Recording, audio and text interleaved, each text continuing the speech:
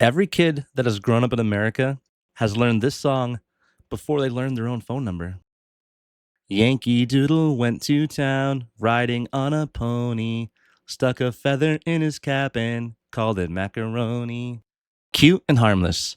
It sounds like something a kindergarten teacher made up on their way to work.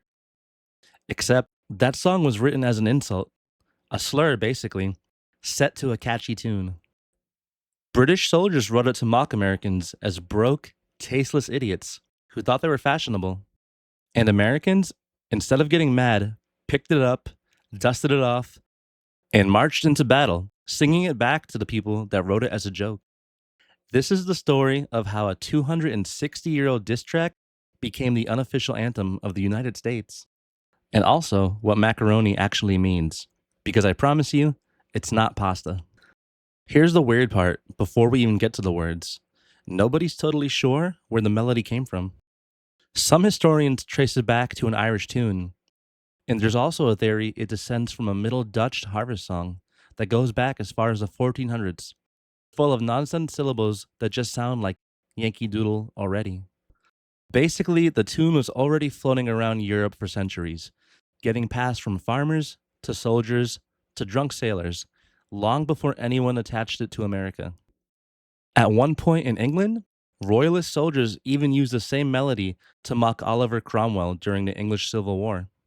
So this tune had already been a diss track before it ever touched American soil. It's basically the careless whisper saxophone riff of the 1600s. Everybody just kept reusing it to make fun of somebody. Then, in the 1750s, it crossed the Atlantic and found its new target.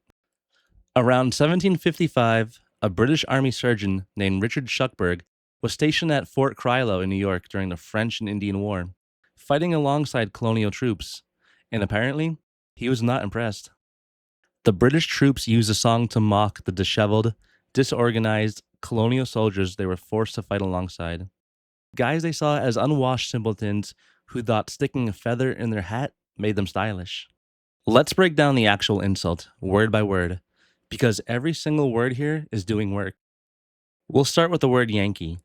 Nobody agrees exactly where this came from, but it was already a mocking term the British used for colonists. Next, we have the word doodle. This comes from a Low German word meaning playing music badly, or a related word meaning fool or simpleton. So doodle didn't mean cute little drawing, it meant idiot. And then we have the word dandy, a guy who's overly obsessed with his own appearance, someone vain, a poser. So translate the title into modern English, and Yankee Doodle Dandy basically means idiot colonial wannabe. That's the whole song title. It's an insult wrapped in an insult wrapped in a melody. And then there's a line everybody knows and nobody understands. Stuck a feather in his cap and called it macaroni. If you grew up thinking this meant the guy put some pasta on his head, well, so did I, but that's not what's happening here. In the mid 1700s, wealthy young British men would travel across Europe on what was called a grand tour. Basically, a rich kid's gap year through France and Italy, meant to make them more cultured. They came home with over the top fashion, dramatic mannerisms, and a taste for a once considered exotic dish, macaroni. This got them nicknamed macaronis. And by the 1760s, they'd literally formed a club around it, the Macaroni Club. Picture the most extra outfit you can imagine: huge wigs, absurdly tight clothes, canes, the whole works. And that's a macaroni. It wasn't about food, it was a whole subculture. Think 1770s London hypebeast. So macaroni became slang for being an over the top fashion show off. So here's the joke: the song imagines a clueless colonial soldier who thinks he can achieve that same elite, high society look just by sticking a bird feather in his hat. The verse is mocking an unsophisticated bumpkin who genuinely believes a feather makes him a fashionable dandy. It's the 18th century equivalent of someone putting on a plastic dollar store watch and calling it a Rolex. That's the whole punchline. The British weren't just calling Americans poor. Fashion historians argue they were also implying colonialists were also unmasculine and lower class, too unrefined to even understand what real sophistication looked like. So next time you sing it, remember, you're singing a 260-year-old joke about a guy who doesn't even know he's being made fun of. But here's where the Americans flip the script. British fifers and drummers would play Yankee Doodle, specifically to taunt colonial troops as they marched past. It was a musical insult, playing on repeat. Then came Lexington and Concord, April 1775, the opening shots of the Revolutionary War. British troops confronted colonial Minutemen. Muskets were fired, and Americans died. And then the British had to march all the way back to Boston while colonial militia hid behind trees and stone walls, picking them off one by one. And as the British were forced into that retreat, the Americans started singing Yankee Doodle right back at them, turning the insult into a battle cry. Imagine mocking someone with a song for 20 years, and then the exact same people you mock sing it right back to you while you're losing. One British officer, retreating back to Boston, asked his fellow officer how he liked the tune now, and he got the response, "Dang them, they made us dance it until we were tired." After that, the song apparently sounded a lot less sweet to British ears. That's the pivot. The colonialists didn't just tolerate the insult, they claimed it. Americans became proud to be called Yankees, and Yankee Doodle became their most patriotic anthem of defiance.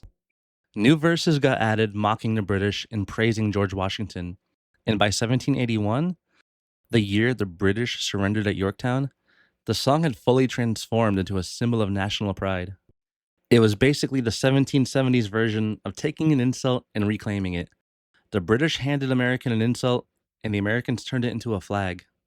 So, how does a war anthem turn into a nursery rhyme for kids 250 years later? The version most of us know, the one about riding a pony into town, wasn't actually the original war lyric. That famous first verse wasn't even added until 1842, decades after the war was over. By then, the sting was gone. It wasn't mocking anyone anymore. It was just nostalgic, cute even. The tune just kept getting recycled. It shares melodies with nursery rhymes like Simple Simon and Jack and Jill. It inspired cartoon theme songs, and George M. Cohan borrowed its lyrics for his own Broadway hit in 1904.